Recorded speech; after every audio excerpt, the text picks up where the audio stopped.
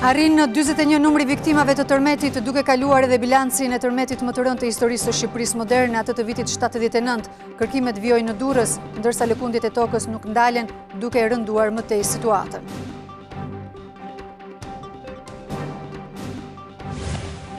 Pesë pallate shpallen të pabanueshëm në Kavaj dhe një në Tiranë, por në Kavaj banorët janë evakuuar në qendrat e pritjes, në Tiranë ata refuzojnë të braktisin shtëpitë, autoritetet kërkojnë ndihmën e policisë për t'i larguar.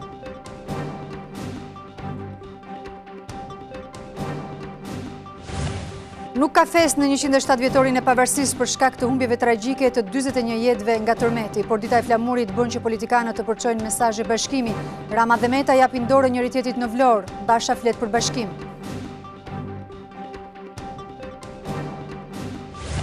Tërmeti i fuqishëm i të martës e ka ngritur me 10 cm nivelin e tokës në zonën e Durrësit, por sismologët thonë se ky është një fenomen i njohur që ndodh pas lëkundjeve të forta dhe se nuk ka asnjë arsye për të shqetësuar.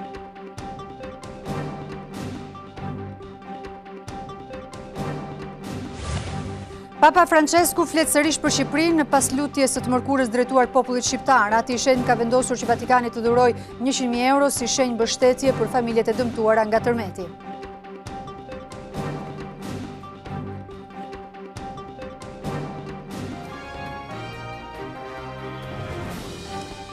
Ju përshëndes, mirë se vini në TV Klan. Ky është edicioni lajmeve të orës 15:30. Do të flasim sigurisht edhe sot për situatën dhe pasojat që ka shkaktuar tërmeti. Lëkundjet vijojnë deri në këto momente, më e fundit të shënuar vetëm 10 minuta më parë. Do të shkojmë njëherë në Durrës, qyteti i cili ngjan një zonë të bombarduar. Aty është gazetari jon Erikleda Dorezi. Erikleda, të përshëndes, si është situata atje? Pikë së pari është ndjer lëkundja e fundit, ndërkohë vijojnë kërkimet dhe sa mendohet jenë në rrënoja.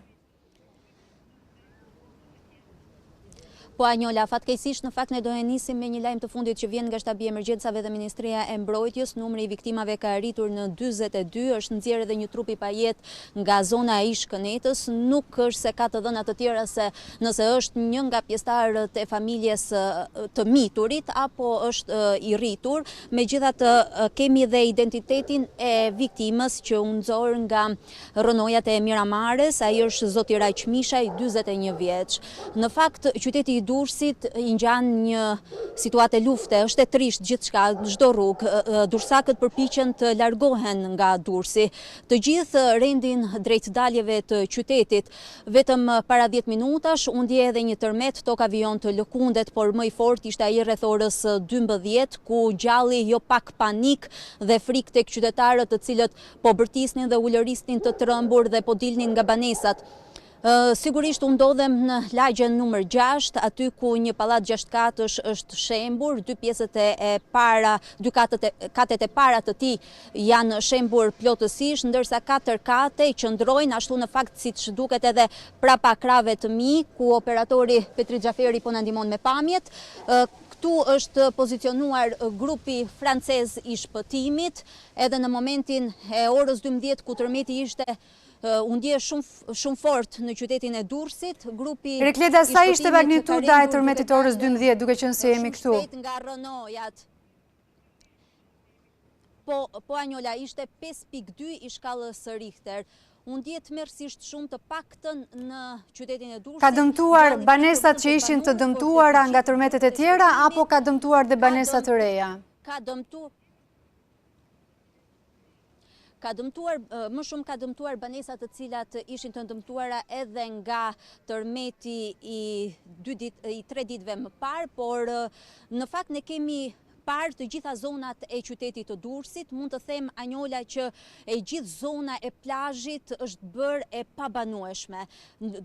Gati pothuajse çdo pallat është i dëmtuar, janë mure të shembura, janë tulla të rëna në tokë, i ngjan një situatë lufte. Është e trisht ajo në fakt që përjetohet në qytetin e Durrësit. Janë qytetarë të friksuar, të panikosur, madje edhe kur bisedon me ta, ata ndihen të friksuar dhe thonë çfarë do bëjmë, dhe rrinë në rrugë dhe qëndrojnë aty me orë të tëra.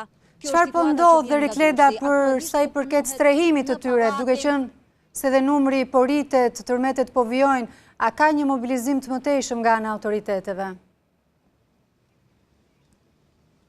Po Anjola, përpara se të them këtë, në fakt më duhet të them që aktualisht në qytetin e Durrësit grupet e shpëtimit po punojnë në dy zona, tek ish zona e Kënetës dhe tek pallati 6 katësh në lagjen numër 16. Megjithatë, më duhet të them se të gjithë banorët që më parë ishin strehuar tek stadiumi i qytetit të Durrësit janë lëvizur prej aty dhe janë strehuar nëpër hotele. Megjithatë, ata ndihen sërish të friksuar sepse nuk e dinë se sa garant janë hotelet ku ata po strehohen. Ndërkohë që grupet e verifikimit, të cilët priteshin që të dilnin sot në terren, ende nuk kanë dalë për të parë gjendjen e ndërtesave në qytetin e Durrësit. Pritet të dalin në fakt, ne jemi në komunikim të vazhdueshëm edhe me Bashkinë e Durrësit, por edhe me prefekturën, por që ende nuk kanë dalë në terren për të bërë një verifikim të plot të banesave. Ne kemi një numër. Pra nuk kemi një shifër zyrtare se sa banesa apo pallate janë të pabanueshme. Jo, nuk kemi një shifër zyrtare, kanë qenë 27 ajo paraprake që kanë qenë pallate të pabanuara dhe rreth 126 banesa, por nuk kemi se sa mund të ketë arritur ky numër duke ditur në fakt atë çfarë ne shohim në terren që janë pallate të tëra të rënuara dhe të shembura. Në këtë situatë duket se vetmja zgjidhje janë çadrat. A janë dakord banorët që strehohen aty apo ka dhe për atyre që refuzojnë, duke qenë se dhe temperaturat tani do të vijojnë të ulen, kushtet nuk janë ato maksimale sigurisht?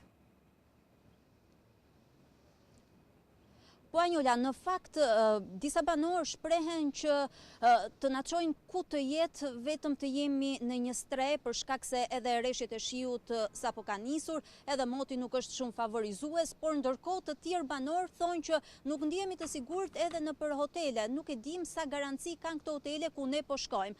Është një situatë kaotike, duhet thënë Anjola, pasi ka banorë të cilët ndodhen në qiell të hapur dhe duan të fusin kokën diku në një strehës, por ka banorë të tjerë të cilët ndihen ende të friksuar dhe duan vetëm të largohen nga qyteti i Durrësit. Në stadiumin e qytetit të Durrësit, çadrat janë larguar dhe nuk lejohet që të qëndrojnë më aty për shkak të kushteve të papërshtatshme. Duket situatë mjaft e vështirë. Erik Leda, shpresojmë për një zgjidhje për qytetarët që cilët kanë mbetur të pastret. Falenderoj për detajet që përcollen në studio. Në këto momente do të shkojmë sërish në Durrës, por në një pikë tjetër të tij është gazetarja jon Rashela Sheu. Rashela, ku ndodhesh në këto momente? Anjola, unë ndodhem në palestrën e shkollës Benardine Qerrexhia, e cila ndodhet në njësinë 18 në Durrës. Në fakt rezulton që është një nga zonat më të dëmtuara të qytetit bregdetar.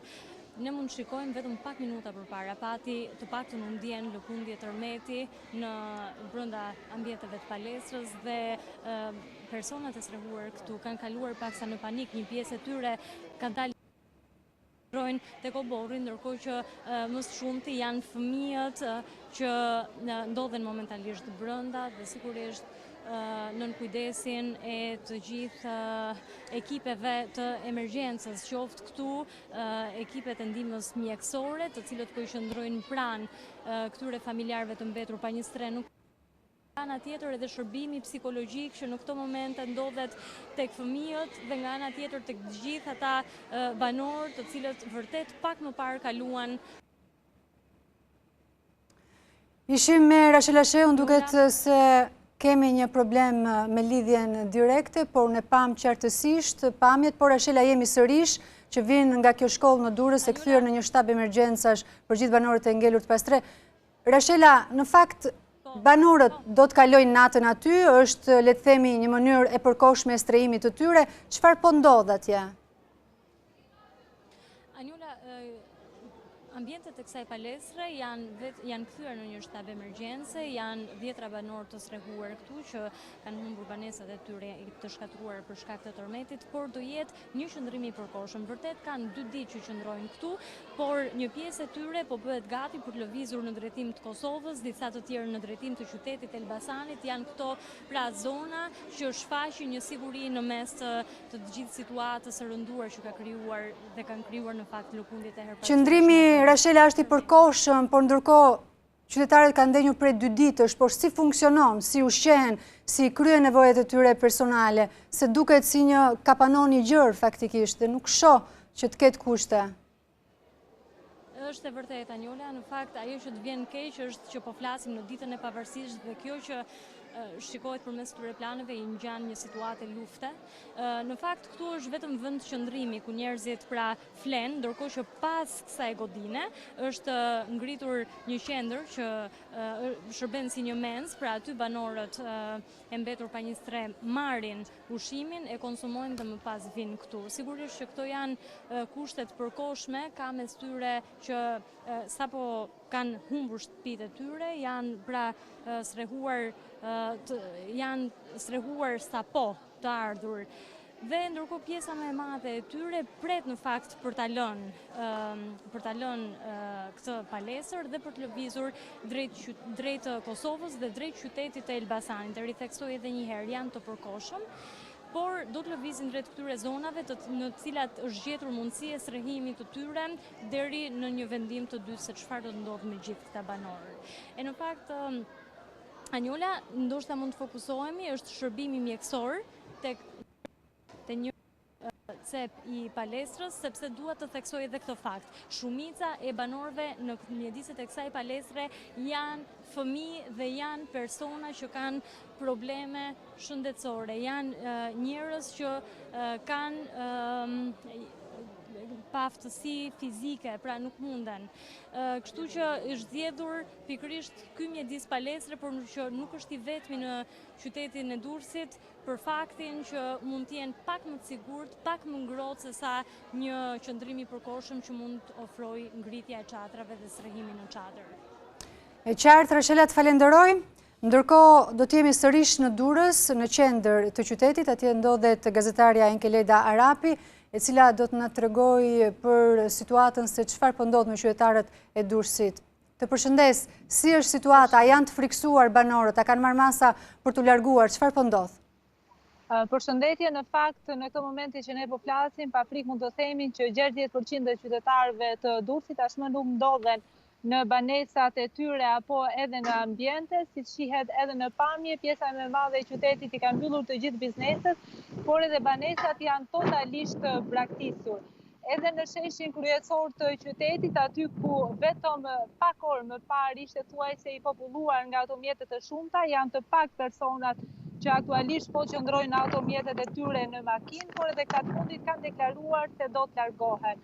Në fakt, qyteti Durrësit në këtë momenti që ne po flasim, po shihet edhe nga kushte jo të duhur atmosferike, është një situatë që po keqësohet nga në momenti në moment. Njerëzit janë thuajse të traumatizuar, në fakt për gjatë gjithë ditës së sotme kemi parë persona të cilët largohen nga qyteti, duke krijuar edhe një situatë të mbushur trafiku kryesisht në rrugët e qytetit të Durrësit, por edhe në autostradë. Në fakt, frika dhe paniku është ndjerë pikërisht gjatë mesditës sotme, aty ku dhe qyteti u përfshi nga një tjetër tërmet i fuqishëm, kjo bëri që njerëzit të largohen. Aktualisht janë të pak persona që lëvizin në rrugët e qytetit, edhe këta të fundit po bëjnë përgatitjet për të larguar dhe për të braktisur qytetin e Durrësit, paktën deri në një moment të dytë aty ku dhe autoritetet të deklarojnë më tepër siguri. Enkeleda, çfarë po ndodh ndërkohë sa i përket të shërbimeve të përditshme si dyqanet, furrat e bukës, farmacisë, funksionojnë? Aktualisht janë vetëm furrat e bukës dhe farmaci, jo të gjitha farmacitë të cilët janë hapur, janë disa kryesisht në lagje të ndryshme të Durrësit, të cilët kanë deklaruar që do të qëndrojnë hapur 24 orë për njerëzit të cilët kanë nevojë për të marrur mjekimet e duhura apo ilaçet e duhura, ndërkohë që vetëm furrat e bukës janë të hapura, pjesa e tjetër e biznesit, qofshin ta restorantet, kafet e tjerë, janë totalisht të mbyllur. Enkeleda, të falenderoj për detajet që solle në studio, ndërkohë me mira banor e kanë kaluar natën jashtë në qytetin e Durrësit, Tiranës, Fushkruajës dhe zonat të tjera. Kanë qëndruar në makinat e tyre në rrugë, sheshe dhe zonat të tjera të hapura, larg ndërtesave. Ka mes tyre persona që u janë dëmtuar banesat, për të cilat ka nevojë për një mendim ekspertësh nëse janë të banueshme apo jo. Por ka edhe persona që thjesht kanë pasur frikë se do të përjetonin një tjetër moment dramatik për shkak të lëkundjeve të tokës që kanë vijuar. Nga momenti i tërmetit fuqishëm të së martës, deri tani janë regjistruar të paktën 500 lëkundje të tjera, disa prej të cilave kanë qenë mjaft të forta. 5 pallate janë shpallur të pabanueshëm edhe në Kavaj, ndërkohë 80 familje kanë mbetur në qiell të hapur.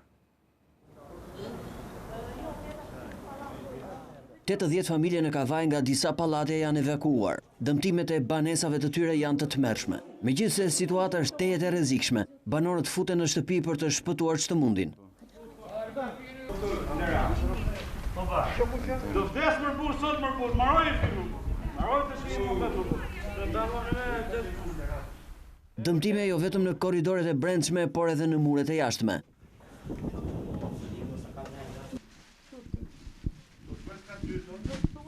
Kur erdhi gjinjeri tha që ky do hiqet komplet ky muri. Dhe kur do në lon, se erdhi njëri me thotë drejt, ase po vjen se po vjen, erdhën tot bashkisë, na morën firma, tha që do të çojmë letrat në Tiranë dhe do morën përgjigjen. Ato se bëjnë dot këtë, se kjo nuk është shtëpi e vogël, është i pallat. Te kërkojmë më shumë që të na japin ndihmë, ti morim gjithë të zbresin poshtë. Se kemi rrobat, kemi tërë që kemi bot gjitha. Jo vetëm banorët, por edhe ekspertët që kanë verifikuar dëmet e shkaktuara nga tërmeti më 21 shtator, kanë pritur ndihmë nga kryeqyteti. Qysh në tërmetin e parë me 21 shtator, thirrëm urgjentisht grupet nga Tirana. Ata konstatuan që ishte i pabanueshëm. Tashin me tërmetin e dytë, ndomet u përkeqësuan. Dhe presim edhe konfirmimin nga Tirana. Nga momenti në moment do vinë edhe ekspertët. Por ky pallat tashmë i pabanuar përbën rrezik edhe për shtëpitë përdhese që gjenden pranë tij. Po rreziku është gjithë ky pallati këtu tani. Shohim gjithë syti kanë gjithë këtu se rrezikojmë dy shtëpiat. Edhe nuk di ku të përfundoj. Në kavaj të dëmtuarit nga tërmeti duken të pashpresë teksa gjendja e emergjencës deri tani nuk i përfshin banesat e tyre. Pabanueshëm na thanë, i hoqëm ato që kena se s'kena takat me i blej tjera. Ta bëj vetëm 80.000 lekë. Po s'besu, të jap librezën, shikojeni. Në një tjetër ndërtesë, një prej banorëve merr guximin të tregojë dëmtimet që kanë qenë të jashtëzakonshme.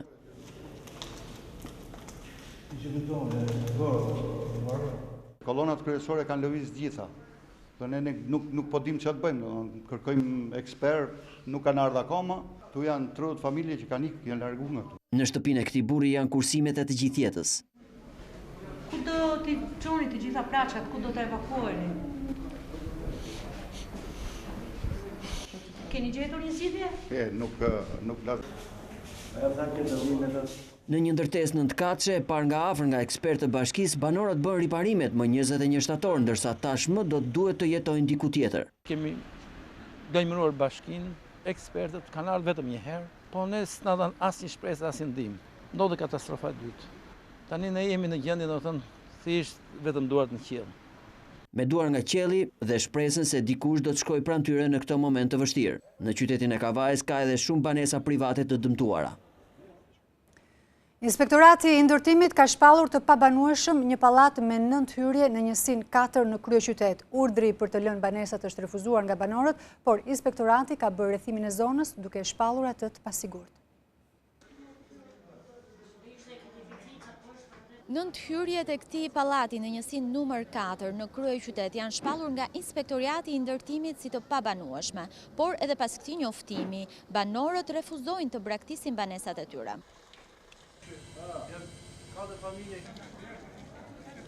E si ta lej banesën, si thua ti? Mundin edhe do të rrezikoni jetët të tërë. Po tash kemi hikur, natë kemi hikur. Ne duam o grua.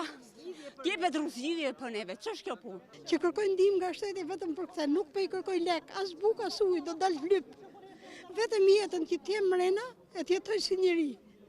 Pakën sa ta çojnë dhe mos vdesin çadër, vdesin në shtëpi. Unë kam borën të vdek. Unë kam mandatin, mos u fut mrena në shtëpi, thot. Hike çadra, mirë, mra mu sigurova ke motra. Tani kemi ngel kështu, as me u fut mrena, as me dal jashtë. Na jep ti drejtimin ku do më çosh mua molla. Jam 6 veta në shtëpi, ku do më çosh? Po jam 12. Ne kemi ardhur që t'i vëmë shëritin që largohet nga vetë për metri sigurisë.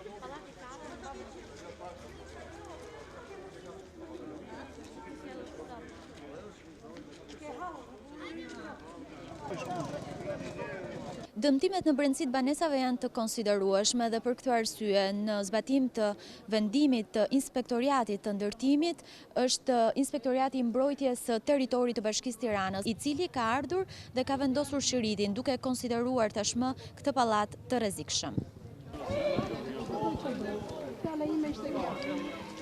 Isha brenda tani sa ra tërmet e shkundi.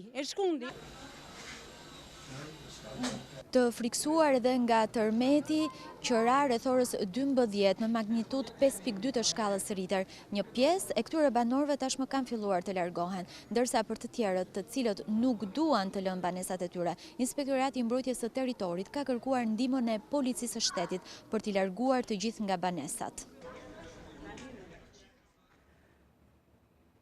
Në një mbledhje të jashtëzakonshme të mbajtur mëngjesin e sotëm, kryeministri Edi Rama tha se autoritetet janë të angazhuar maksimalisht për të përballuar situatën e shkaktuar nga tërmeti.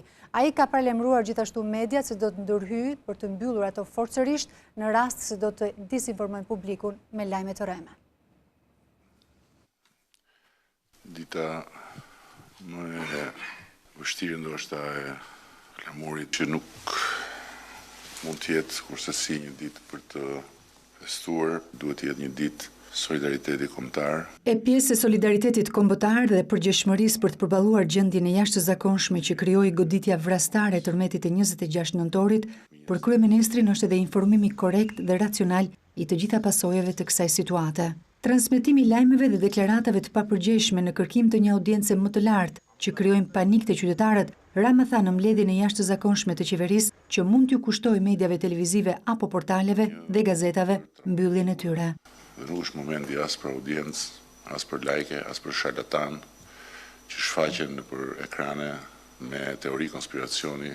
Këto janë krime, mos na detyrojnë që të vëmë lëvizje mekanizma që i parashikon gjendje e jashtëzakonshme për t'ju fikur fare dritën e ekraneve. Kjo është kohë për psikologët, nuk është kohë për astrologët. Por kryeministri nuk u mjaftua me kaq.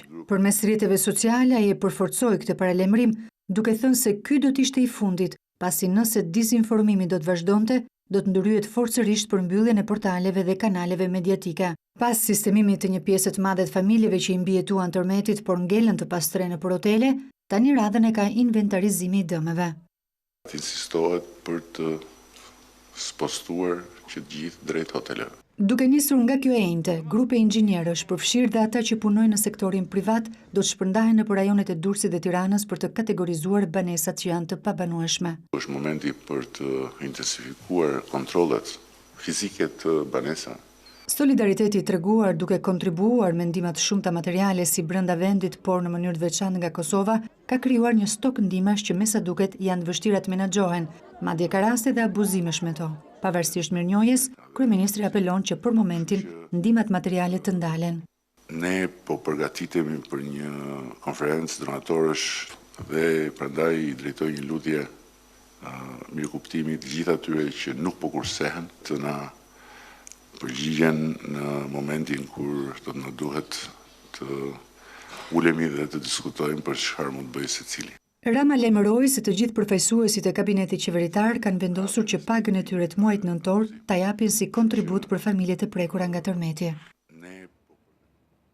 Në Vlorë është kujtuar sot 107 vjetori i ditës së pavarësisë, ku të pranishëm kanë qenë presidenti i Republikës zoti Ilir Meta dhe kryeministri Edi Rama. Presidenti tha se për çështje të rëndësishme politika duhet të jetë gjithmonë e bashkuar.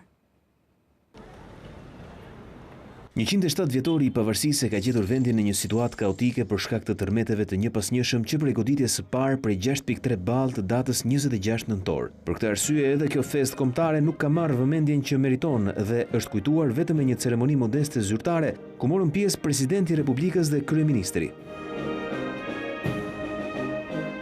Pas një përshëndetje kortezie, Meta dhe Rama kanë vendosur kurora me lule në monumentin e pavarësisë në qytetin e Vlorës. Presidenti në një prononcim për mediat nënvizoi se nuk është ditë për të festuar, por për të nderuar flamurin ton kombëtar dhe për të vijuar me angazhimin maksimal për të ndihmuar familjet që janë dëmtuar më së shumti nga tërmeti. Angazhim që sipas tij duhet të bëjë bashkë gjithë politikën. Politika duhet të jetë gjithmonë bashkë për çështjet më të rëndësishme të vendit. Në këto raste duhet të jetë dhe jam i bindur që do të jetë si asnjëherë tjetër. Në rrjetet sociale, kryeministri duke uruar për pavarësinë, shkroi se kjo ditë hyri në errësirën që na rrethon përkohësisht përpara daljes së diellit. Përmes një video mesazhi, kryetari i Partisë Demokratike Lulzim Basha tha se zemra e kombit kullon gjak në këtë 107 vjetor të pavarësisë si pasojë e tërmetit tragjik që nuk kurseu 10 jetë njerëzish.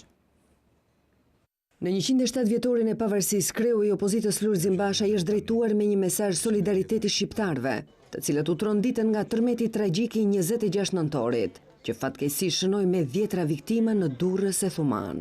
Basha teksa paralajmëron se ka anulluar çdo ceremoni për festat e nëntorit, thotë se me gjithë ndësitë në orë nevoje jemi një komb i bashkuar. Ditën e pavarësisë, nga zemra e kombit ton, kullon gjak. Me gjithë ndësitë tona në orë nevoje, ne jemi një komb i bashkuar, lidhur ngushtë nga të njëjtat vlera dhe e njëjta dëmshuri. Kjo është Shqipëria e vërtetë. Shqipëria e njerëzve me zemër të madhe dhe me forcë të pashtershme. Sot, në vend të festës pavarësisë, një komb i lënduar është korrusur nga dhimbja për humbjen e jetëve. Le ta nderojmë kujtimin atyre që na mori kjo tragjedi, duke qëndruar të bashkuar, të fortë dhe me dashuri për njëri tjetrin. Në video mesazhin e tij kryedemokrati bën edhe një falënderim të veçantë për trupat e ekip shpëtimit, bluzat e bardha si dhe të gjithë ata që në këto orë dramatike nuk kursyen edhe jetën për të shpëtuar të lënduarit nën rënoja. Kryetari i Bashkisë së Tiranës, Erion Veliaj, bashkë me një ekip kërkim shpëtimi nga Fermo Italis, kanë inspektuar shkollën e dëmtuar rënd nga tërmeti në Pesë. Tërmetet e 151-shme kanë shkaktuar dëmtime edhe të banesave apo institucioneve arsimore në kryeqytet. Nga Peza, ku pa nga afër dëmtimin e shkollës 9-vjeçare, kryebashkiaku apeloi që qytetarët të mos refuzojnë urdhrat, nëse banesat janë klasifikuar të pabanueshme, pasi kështu rrezikojnë seriozisht jetën. Është absolutisht e ndaluar hyrja në një ambient të rrethuar, qoftë kjo shkollë apo një ndërtesë tjetër që institucionet e policisë apo të bashkisë e kanë rrethuar dhe bashkë me Institutin e Ndërtimit e kanë deklaruar të pabanueshëm. Sa i takon shkollës së Pezës, Velia i theksoi se do të rindërtohet nga e para. Shkolla në Pezë jo vetëm nuk do të hapet, por do të shëmbet nga vetë ne për të mos pasur asnjë rrezik për fëmijët, ndërkohë të gjithë fëmijët e Pezës, edhe të fshatrave më të vegjël të shkollave satelit, do të bashkohen në qendrën Bahajsh, një qendër komunitare vetëm 1 kilometër nga i shkolla dhe mësimi do të fillojë i rregullt. Velia i deklaroi se të gjitha grupet e punës në terren janë duke bërë verifikimet nëpër ndërtesa dhe për strehim do të përdoren qendrat sociale apo dhe hotelet në Tiranë. Kam bëritur në qytetin e Barit i plagosuri i parë nga tërmeti i së martës që goditi Shqipërinë. Mediat italiane shkruajnë se bëhet fjalë për një burr rreth 40 vjeç i gjetur në rënoja në Durrës.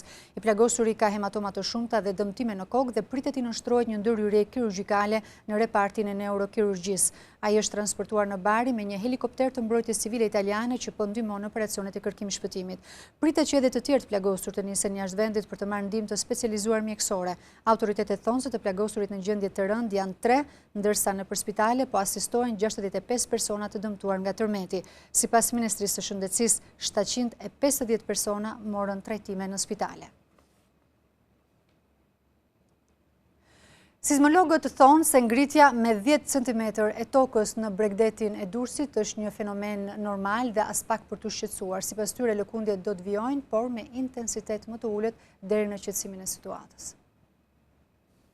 Për sismologët ngritja e tokës me rreth 10 cm afër qytetit të Durrësit është normale pas tërmetit katastrofik që goditi Shqipërinë mëngjesin e 26 nëntorit. Lambroduni teksa i referohet pamjeve të satelitit Sentinel-1 të programit europian të Agjencisë Europiane të Hapësirës ESA, që ka analizuar të dhënat, thotë se kemi të bëjmë me thyrje tektonike që ka çuar në zhvendosjen e tokës. Sismologu Duni qetëson banorët në zonat e prekura nga tërmeti, se deri në rikthimin e tokës në nivelin e saj, pas goditjet do të na shoqërojnë. Vajna tipi i lëvizjes të pllakave tektonike është një lëvizje reverse, se mbi hypje e cila ka shtyr pjesën e pllakës mbi tjetrën dhe ka rezultuar me një ngritje të nivelit, në aq sa e kanë vlerësuar ekspertët. 10 cm është ngritur niveli i tokës. Niveli i tokës. Ndërsa të shuhet lëkundja do të kërkoj muaj, patjetër do të rikthehet në nivelin e saj toka? Jo, nuk është e thënë, jo. Se televizja do vazhdojnë në tini sens. Por ai ka një këshill veçanërisht për ata banorë shtëpitë të cilëve janë dëmtuar, si dhe për autoritetet që po monitorojnë në terren pallatet e çara nga lëkundjet e forta të tërmeteve. Duhet të ruajnë qetësinë.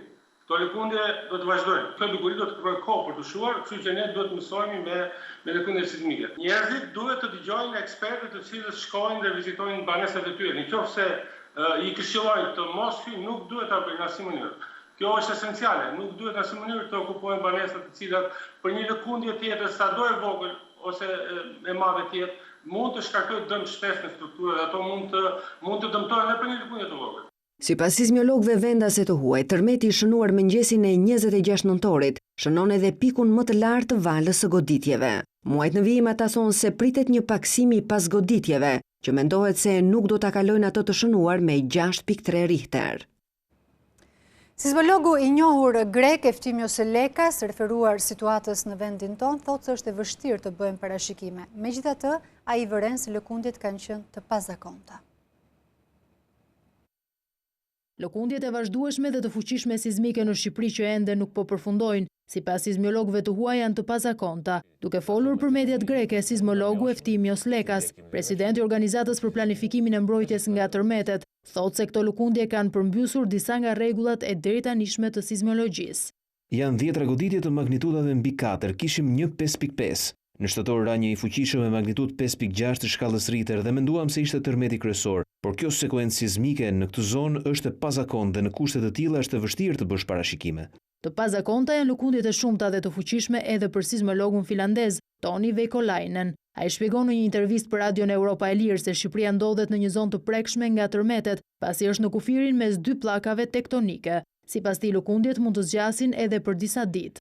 Është një zonë shumë e prirur ndaj tërmeteve. Në këtë zonë ka pasur shumë tërmete historike sepse është shumë pranë kufirit të pllakave tektonike midis Euroazisë dhe Adriatikut. Ato mund të zgjasin disa ditë. Dridhjet që pasojnë pas tërmetit të parë mund të jenë edhe të magnitudave të larta. Tërmetet nuk mund të parashikohen, por mund të ndërmerren disa masa për të parandaluar dëmet të mëtejshme nga dridhjet që pasojnë.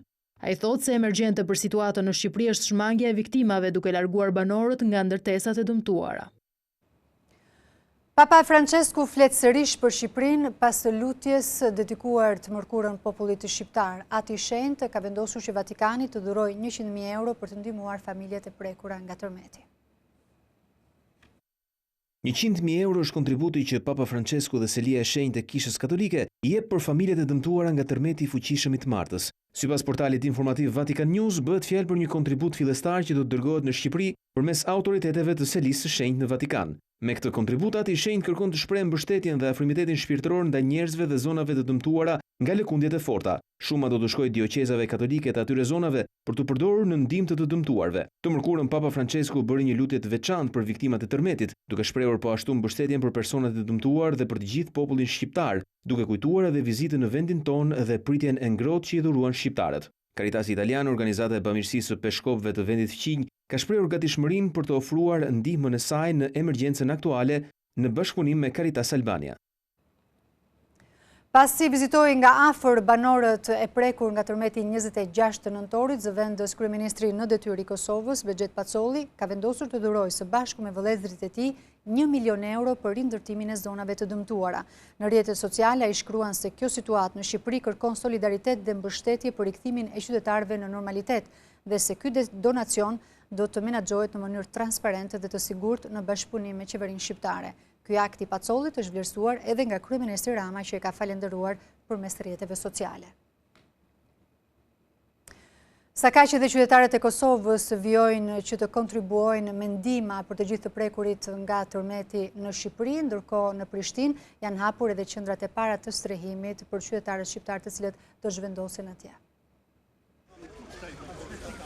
Qytetarët e Kosovës vijojnë të solidarizohen duke mbledhur ndihma për familjet e dëmtuara nga tërmeti magnitudës 6.4 të shkallës Richter që goditi të martën Shqipërinë. Të shumtë janë ata që u janë drejtuar pikave të grumbullimit të ngritura në qendër të Prishtinës për të kontribuar. Jemi duke lëbue, duke grumbullue rroba, veshmbathje, ushqime edhe t'hulla për familjet atje që janë në nevojë. Shqipëria dha për neve gjatë luftës edhe na po mundohemi që t'i dalëm për kraje vllazëve dhe motrave tona atje në Shqipëri. Disa pronar biznesesh do t'japin si kontribut të gjitha fitimet e mbledhura nga shitjet në ditën e festës kombëtare. Ne u dedikojmë, domethënë data 28 dhe 29 nëntori, nga shitja e kostumeve që do të bëhet, na ato mjete financiare do t'ja u dërgojmë në Shqipëri. Në Prishtinë kanë mbërritur edhe autobusët e parë me banor nga Durrësi, që kanë mbetur të pastre nga shembjet e ndërtesave. Dhe me shku në Durrës ne nuk kemi ku me banu. Jemi ndarë si familje, dy cuna i kemi po në Durrës, se janë me punë, nuk i japin leje për të ardhur. Një e ka marrë një autobus tjetër. Nuk e dim ku janë, jemi shumë të shqetësuar. Faleminderit Kosovës që na ka ndihmuar. Ata do të strehohen në parkun inovativ, ish kazermën ushtarake të trupave gjermane në Prizren, ku kushtet e akomodimit sipas drejtuesve lokal janë optimale. Qindra shtëpi në fshatrat e kryeqytetit janë të pabanueshme. Shumë familje po jetojnë prej 2 ditësh në çadra mes ankthit dhe frikës. Mbi 200 shtëpi në fshatin Prez janë të pabanueshme. Autoritetet kërkojnë ndihmë në formën e çadrave, ushqimeve, veshmbathjeve dhe shërbimeve mjekësore, pasi dera e qendrës shëndetësore është bllokuar që prej tërmetit të ditës së martë. Njerëzit ndodhen në panik. Shumë prej tyre kanë 2 ditë që jetojnë në çadër. Ata kërkojnë ndihmë. Dhe radhën e parë, mi kanë qenë pabanueshme, edhe e di se kur ai pari dora. Shtëpitë e dëmtuara më shumë janë ato të vjetrat. Ep me hap derën katë të parë nuk mund dilshim. Derë që na u hap dera do përdorë forcën, u shem pjesa e përpashme, me gjitha gjak sipër. Banorët janë në ankth dhe luten që shteti t'i kthejë syt nga ta. Sa më smenit jashtë fare, se probleme. Kuptove e punë, probleme ka, se nuk është si shtëpia jote. Ne kishim shtëpi dhe kur vjen jeti, nuk po ninë rahat, ne jena të rënu, ka dhënar, si thonë dha, me të patakatshëm. Edhe kalaja e Prezës nuk i ka shpëtuar mëshirës së goditjeve të tërmetit. Bedeni Verilindor dhe kulla e Sahatit janë prishur. Tërmeti së martës ka rrëzuar një pjesë të murit të kalasë së Prezës. Ekspertët e sigurisë kanë vendosur perimetrin e sigurisë në mënyrë që të mos kalohet afër tij.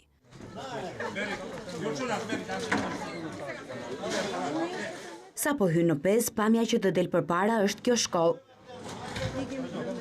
Shkolla 16 shtatori në fshatin Pez është shpallur si godinë e rrezikshme për të zhvilluar më tej procesin mësimor. Ekipet teknike janë duke bërë transportimin e materialeve arsimore. Mbi 40 shtëpi në këtë fshat janë të pabanueshme. Nga këto 40 familje, 10 prej tyre i kemi sistemuar në çadra. Aktualisht të më thënë na duan dhe 30 çadra të tjera. Kjo familje me 6 fëmijë ka 2 ditë që rri në çadër. Ne po jetojmë çadër, jemi 12 që po jetojmë në çadër aty. Ka edhe nga ata banorë që dimri ka zënë në çadër që prej tërmetit të 21 shtatorit. Dimra na kanë sjellë, ne kemi nevojë për shtëpi, nuk kemi nevojë për. Banorët kërkojnë solidarizim dhe të gjendet mundësia që ata, siç e thon vet, të kenë një çatim mbi kokë. Këngëtarja shqiptare me famë botërore, Bebe Rexha, ka ndërprer koncertet e saj dhe është nisur drejt Shqipërisë për të ndihmuar të gjithë të prekurit nga tërmeti i tmerrshëm i 26 nëntorit. Ajo madje ka hapur edhe një llogari për mbledhje fondesh për të pastrehet. Këngëtarja shqiptare e famshme botërisht Bebe Rexha ka lënë gjithçka për t'u ardhur në ndihmë të prekurve nga tërmeti i tmerrshëm që goditi vendin tonë më 26 nëntor dhe që po vazhdon të mbajnë në ankth qytetarët me lëkundje të tjera që duket se nuk do të ndalen. Ajo ka njoftuar në llogarinë e saj në Instagram se ka braktisur turin me grupin Jonas Brothers për të fluturuar drejt Shqipërisë. I got the terrible news that there was an earthquake in Albania. Mora lajmin e tmerrshëm se Shqipëria është goditur nga tërmeti. Do të shkëputem nga turi me Jonas Brothers për 2 ditë dhe do të fluturoj drejt Shqipërisë. Do t'ju jap personalisht njerëzve ujë, ushqim dhe do t'i ndihmoj të ndërtojnë shtëpitë e tyre. Personally give people food. 30 vjeçaria ka hapur edhe një llogari për të mbledhur fonde për të pastrehet, teksa thekson se do të sigurohet që parat të mos shpërdoren. I decided to start a GoFundMe account. Vendosa të hap llogarinë GoFundMe për të ndihmuar të gjithë njerëzit në nevojë. Do të sigurohem që parat të shkojnë për të prekurit. Edhe $1 do të ndihmonte shumë. Any dollar would help. Bebe ka falendëruar të gjithë për mbështetjen, teksa i ka siguruar se do t'i mbante të informuar për situatën në Shqipëri. Pas dëmtimeve që shkaktoi tërmeti, kompania Alpsik ka ngritur grupe pune për të vlerësuar dhe dëmshpërblyer të gjithë të siguruarit prej saj. Kompania e sigurimeve Alpsik ka një ekspozim të lartë kundrejt dëmeve të pronës që shkaktoi tërmeti i mëngjesit të datës 26 nëntor. Një lumë telefonatash vijojnë kundrejt numrave të lënë në dispozicion për të siguruarit dhe çdo rast po merret në shqyrtim për të vlerësuar dhe dëmshpërblyer në kohën më të shkurtër të mundshme. Grupet e punës janë ngritur dhe po inspektojnë në terren çdo dëmtim dhe në këtë mënyrë po përpilohen dosjet e secilit rast për t'i kaluar dëmshpërblimi sipas kontratës së bërë me subjektin. Është e dyta ngjarje që në pak kohë afekton më shumë të zonën e Durrësit e Tiranës, zonë në cilën kompania jonë është tetë ekspozuar ndaj dëmtimeve në pronë që vinë si rezultati këtyre ngjarjeve. Po ashtu si ngjarjen e shtatorit, ne kemi përfunduar krejtësisht procesin e pagesave. Edhe për këtë ngjarje kemi marrë masa organizative e operacionale me qëllim vlerësimin dhe dëmshpërblimin në kohë rekord klientëve tanë. Dua të theksoj që kemi pasur klientë që kanë ardhur sërish, të cilëve i është vlerësuar sërish dhe do të vlerësohet sërish dëmshpërblimi që konsiderohet të jetë i përmasave disa fish më të mëdha. Numrat e kontaktit zyrave tona, si dhe të grupeve të inspektimit janë bërë tashmë publike në mediat televizive dhe ato sociale. Do të inkurajoja të gjithë klientët Alpsik të përcjellin informacionet lidhur me dëmtimet, duke garantuar mbështetjen e plotë dhe dëmshpërblimin kohë rekord. Edhe pse tërmeti ka lënë pasoja shumë herë më të rënda se ai i datës 21 shtator, kompania mbështetet mbi një grup financiar shumë të fuqishëm, siç është Kastrati Group dhe giganti ndërkombëtar i risigurimit Hanover Re. Kemi mbërritur në fund të këtij edicioni informativ. Faleminderit që na ndoqët.